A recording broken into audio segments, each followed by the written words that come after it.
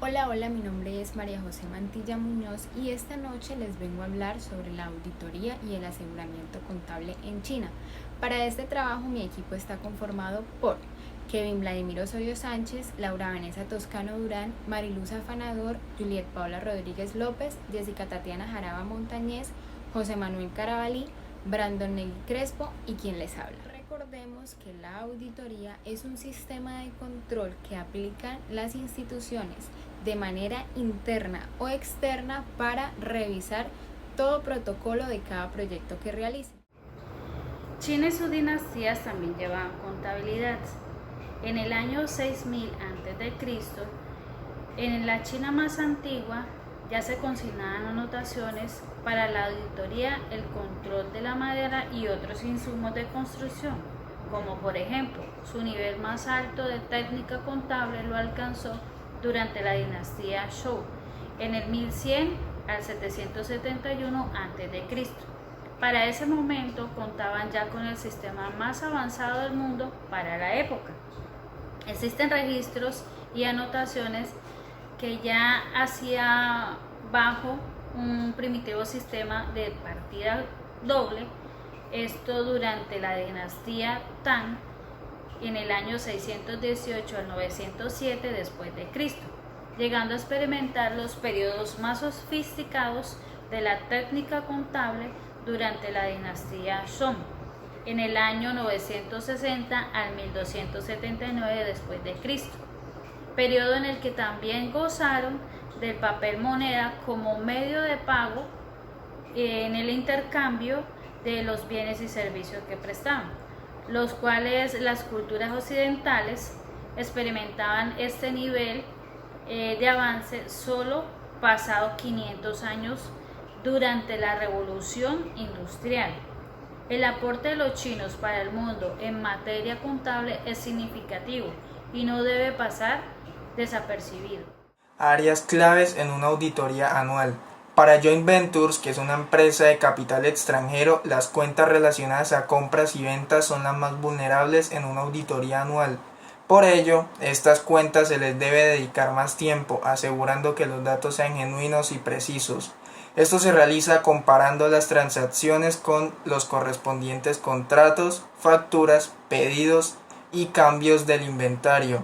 Es muy común que las empresas en China conduzcan una gran parte de sus transacciones en empresas afiliadas extranjeras. Por ejemplo, pueden importar de su empresa matriz extranjera y o vender los productos a nivel nacional o productos de exportación adquiridos en China para sus afiliados en el extranjero. Estas transacciones pueden plantear cuestiones en la transferencia a precios y llevar a la empresa extranjera al incumplimiento con la Oficina de Impuestos de China. Para las oficinas de representación, debido a que las operaciones de negocio son relativamente simples, en comparación con otros tipos de empresas con inversión extranjera, se prestará mayor atención a las cuentas de gastos y los estados financieros. ¿Por qué es importante la auditoría anual para las empresas con inversión extranjera en China? Primeramente, cuando se establecen las empresas con inversión extranjera, no estaban familiarizadas con las normas contables y tributarias chinas, por lo cual al momento de ellos realizar sus tratamientos se encontraban errores. La mayoría de estas empresas eran medianas y pequeñas empresas. La auditoría anual es una buena oportunidad para poder generar un sistema de control eficaz, eficiente, en el cual nos asegure que la información contable allí registrada sea la ideal y que se base en las normas contables y tributarias chinas, y así la empresa no tenga errores ni tengan que volver a realizar los procedimientos. En China hay normas contables comparativas nuevas y revisadas en el 2020. Los estados financieros de las FIES se rigen por los principios de contabilidad aceptados de China, que se basan en dos normas: las normas contables para las empresas comerciales y las normas de contabilidad para pequeñas empresas comerciales. Para la mayoría de las empresas establecidas en China, las ASBES son generalmente adoptadas y son similares en estructura a los principios de contabilidad generalmente aceptados en Estados Unidos y a las normas internacionales de información financiera, las NIF. Una serie de cambios a las normas de contabilidad de China fueron emitidas en el 2014. Las siguientes son los cambios a las normas más recientes. La contabilidad corporativa número 9, que es la remuneración de los empleados. Esta nueva norma pues aclara que se incluyen pagos por trabajo a corto plazo y esta amplía la definición de él. Pues esta enmienda ahora también pues añade beneficios recibidos después de que finaliza el contrato de trabajo. La contabilidad corporativa número 33, que es la de los estados financieros. Esta enmienda introduce una nueva definición del término control. Se definió anteriormente de forma que los inversionistas tienen la facultad de determinar la política financiera y operativa, así como la obtención de un beneficio de la actividad empresarial de la participación. Ahora control significa que el inversor tiene la capacidad de participar en las operaciones de la participada para obtener el rendimiento variable y tiene la influencia para afectar la cantidad de los retornos que recibe. Las actividades de la participada deben siempre estar relacionadas con el rendimiento del inversionista que recibe. Pues la capacidad de participar puede tomar la forma de acciones de la capital o sus derivados. El derecho de nombrar o de instruir al director pues de tomar decisiones empresariales. Estos criterios permanecen siempre de una evaluación más objetiva y tener en cuenta pues la forma de que el inversionista pues creó y diseñó la participación. Medición del valor razonable. Un nuevo conjunto de reglas para la determinación del valor razonable también fue lanzado en 2014. Se aplican, entre otras entradas, el inventario, los pagos basados en acciones, contratos de arrendamiento, el deterioro de activos y la remuneración de los empleados. Contabilidad corporativa número 40. Acuerdos conjuntos. Podemos definir un acuerdo conjunto como aquella participación de dos o más personas para controlar conjuntamente una empresa. Recordemos que el aseguramiento es la confiabilidad de nuestra palabra como profesionales contables a la hora de presentar a un ente legal una información. El rápido crecimiento y mercantilización de la economía, como la demanda de la inversión extranjera, la madurez del mercado de valores en China y su incorporación a la OMC ha puesto en evidencia la necesidad de un sistema contable sólido, fiable y transparente. Con el fin de satisfacer esta necesidad, durante los últimos años se han publicado una serie de normas, entre ellas cabe destacar la Ley de la Contabilidad 1999, la Ordenanza sobre los estados contables de las empresas en el 2000, sistemas de contabilidad para sociedades mercantiles en el 2001 y las normas de contabilidad para empresas mercantiles Las normas de contabilidad chinas son una recopilación de normas y reglamentos promulgados desde 1996. Sufrieron un cambio drástico con la nueva emisión del ASB en 2006. El sistema anterior consiste en una norma básica y 16 normas específicas. Como ya se ha mencionado anteriormente, en la actualidad el ASB del 2006 es solo obligatorio para las empresas que cotizan en la bolsa. La naturaleza gradual de la implementación del nuevo sistema significa que la mayoría de las empresas todavía están sujetas a las antiguas normas. Los inversores extranjeros que operan en China deberían ser conscientes del cambiante entorno regulador, así como el efecto que provoca en sus negocios. A diferencia de las prácticas contables chinas, el establecimiento de encargado de las normas contables no es la Sociedad China de Contabilidad, ni tampoco el Instituto Chino de Contables Públicos Autorizados, también conocido como el CICPA, ¿cierto? Por el contrario, el responsable de la formulación, promulgación y administración de las normativas contables es el Ministerio de Finanzas, ¿sí? También conocido como la MOF. Pero esto no quiere decir que ni la sociedad ni el instituto no tengan responsabilidades. Estos se encargan del ordenamiento, el gobierno, la supervisión y la reforma y el desarrollo de la profesión contable china, ¿cierto? Sin embargo, el CICPA, que es el instituto, tiene cierta autoridad administrativa delegada por el Ministerio de Finanzas, o sea, la MOF, ¿sí? Al servir como intermediario o puente entre el gobierno y los contables en el ejercicio. El Ministerio de Finanzas es el encargado de la formulación, promulgación, administración de las normas contables, sin participar directamente en las empresas. El número 2 es la administración estatal para el régimen impositivo. En este también es conocido como el SAT, State Administration for Taxation. Es el que recauda los impuestos, ¿cierto?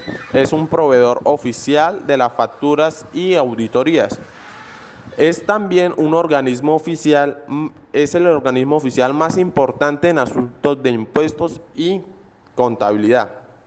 En número 3 tenemos la Administración Estatal de Industria y Comercio, también conocida como el SAIC, que es la que emite las licencias de actividad y revisa anualmente la operación de las empresas. Es como la que revisa la cuenta de resultados, balances, entre otras. Cuarta, la empresa de auditoría externa, es decir, la CPA, conocida por sus siglas, que es la que se encarga de revisar y hacer las auditorías externas anual obligatorias de las empresas. Y por última tenemos el Ministerio de Comercio, el MOC, que es el que se encarga de la aprobación de la distribución de dividendos. Bueno, la contabilidad china actualmente todavía maneja un sistema contable antiguo, lo que hace que sea un poco complicado a la hora de la comparabilidad y la contabilidad cuando se trata de la consolidación o cualquier comparación en la parte de la matriz con alguna empresa o compañía. Bueno, las empresas tienen que utilizar el calendario anual del 1 de enero al 31 de diciembre como ejercicio contable.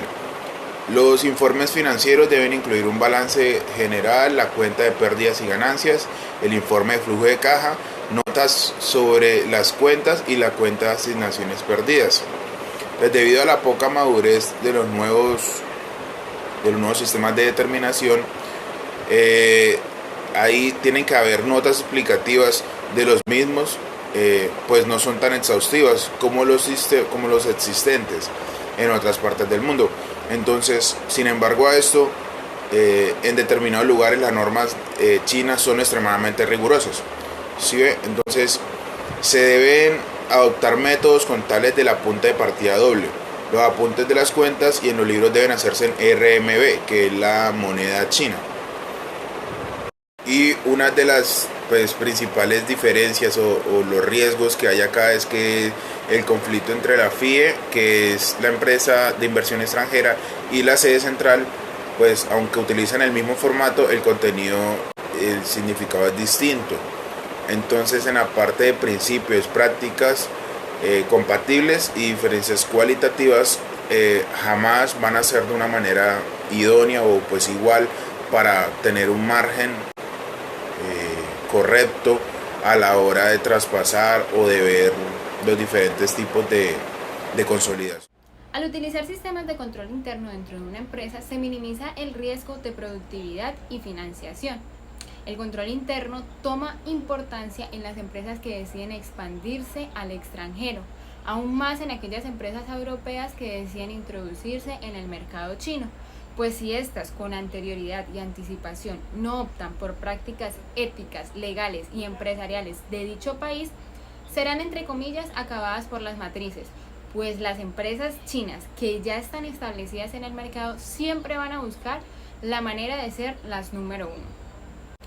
Para las empresas matrices, la emisión de informes financieros sigue siendo el método esencial para el control de dichas empresas, Sin embargo, el método de control interno más importante es que el profesional contable que genere los informes también tenga la capacidad de interpretarlos, pues de esta manera se le facilita la toma de decisiones. La contabilidad moderna, la auditoría y la fiscalización son relativamente nuevas en China. Por tanto, la interpretación y el uso aplicativo de dichas normas es un poco limitado, pues los profesionales contables de este país siguen rigiéndose por las normas de la antigua economía china. Gracias al poco control interno que se genera dentro de las filiales que están en el país de China, los administradores de dichas empresas tienden a manipular la información para poder presentar un libro a las autoridades fiscales, otro para el rendimiento de la empresa y otro para las casas matrices. Es decir, manipulan la información para presentarla a sus directivos solamente con el rendimiento de ellos mismos, es decir, protegen sus intereses particulares para demostrar las capacidades, no el rendimiento de la empresa. Dentro de dichos informes se pueden presentar 3 riesgos que de hecho hasta el momento aún en China no se tienen en cuenta. Les hablo del poco control de riesgo, las altas cifras por cobrar y la excesividad de mercancía. Gracias al poco control interno que se genera dentro de las filiales que están en el país de China, los administradores de dichas empresas tienden a manipular la información para poder presentar un libro a las autoridades fiscales, otro para el rendimiento de la empresa y otro para las casas matrices. Es decir, manipulan la información para presentarla a sus directivos solamente con el rendimiento de ellos mismos, es decir, protegen sus intereses particulares para demostrar las capacidades, no el rendimiento de la empresa. Dentro de dichos informes se pueden presentar 3 riesgos que de hecho hasta el momento aún en China no se tienen en cuenta.